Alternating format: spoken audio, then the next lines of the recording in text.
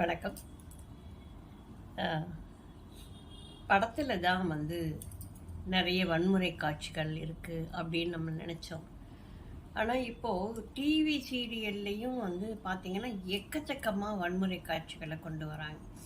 ஏதோ வீட்டில் இருக்கிறோம், ஸோ ஏதோ கொஞ்சம் டிவியில் ஏதாவது பார்ப்போம், ஏதாவது குடும்பம் கதைகளாக இருந்தால் பரவாயில்ல அப்படின்னு தான் பொழுதுபோக்காக சில சீரியல்களை பார்க்க ஆரம்பித்தோம்.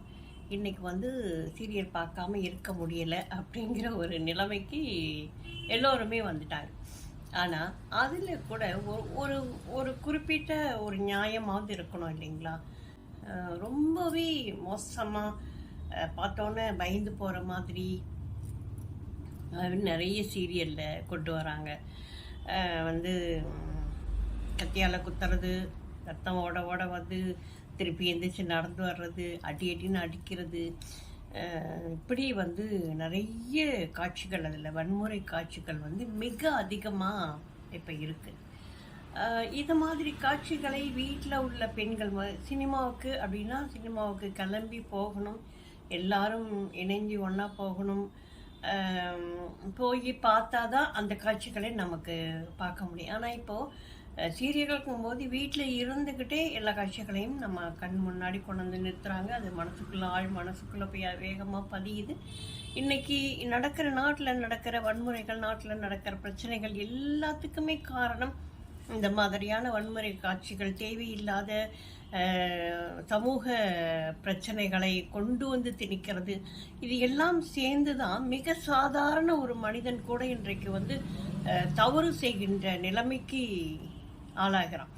சின்ன பிரச்சனையாக உடனே வெட்டு குத்து, அவனை தூக்கி கொண்டு போட்டுடு, கொலையை மிக சாதாரணமாக நினைக்கக்கூடிய அளவுக்கு இன்னைக்கு கொண்டு கொடுத்துக்கிட்டு இருக்கிறாங்க. இதெல்லாம் பார்க்கும்போது மனசுக்குள்ளே ஒரு ஒரு பய உணர்வு வருது. இன்றைய இளைய சமூகம் மிகப்பெரிய ஒரு கேள்விக்குறியோடு வாழ்ந்துக்கிட்டு இருக்கு. அதுக்கு நம்ம என்ன கொடுக்குறோமோ அதுதான் நமக்கு கிடைக்கும், திரும்ப நமக்கு கிடைக்கும். வன்முறை காட்சிகளையும் கொள்ளை கற்பழிப்புன்னு எந்நேரமும் அந்த பிள்ளைங்க கிட்ட அதையே கொண்டு போய் திணிச்சிக்கிட்டு இருந்தோம்னா திரும்ப அந்த பிள்ளைங்க வேறு என்னத்தை கொடுக்கும்? நமக்கு நல்ல விஷயங்களையா கொடுக்கும்?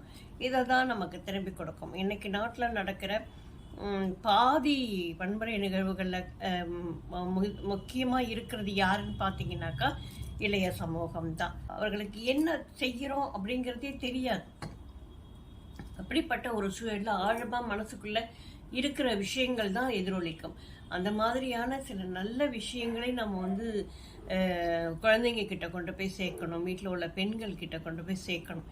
ஏன்னா 2 பேருமே எக்ஸ்போஸ் இல்லாதவங்க. அவங்க ஒரு தனி உலகத்தில் வாழ்ந்துட்டுருப்பாங்க. அந்த தனி உலகம் ரொம்ப அழகான ஒரு உலகமாக அவங்களுக்கு இருந்துருச்சு அப்படின்னு சொன்னால் பிரச்சனைகளே கிடையாது. இது மாதிரியான சமூக நம்மை சுற்றி உள்ள ஒரு சமூகம் நமக்கு கொடுக்கின்ற பல விஷயங்கள் மோசமான விஷயங்களாக இருக்கும்போது அதனுடைய ரிஃப்ளெக்ட் தான் மறுபடியும் இந்த சமூகத்தில் எதிரொலிக்கும். அதனால் தயவு செஞ்சு வன்முறை காட்சிகளை நாடகத்திலேயாவது சீரியல்லையாவது கொஞ்சம் குறைக்கலாம் அப்படிங்கிறது தான் என்னோட எண்ணம். இதை நான் வலியுறுத்தி சொல்லணும்னு விரும்புகிறேன். நன்றி, வணக்கம்.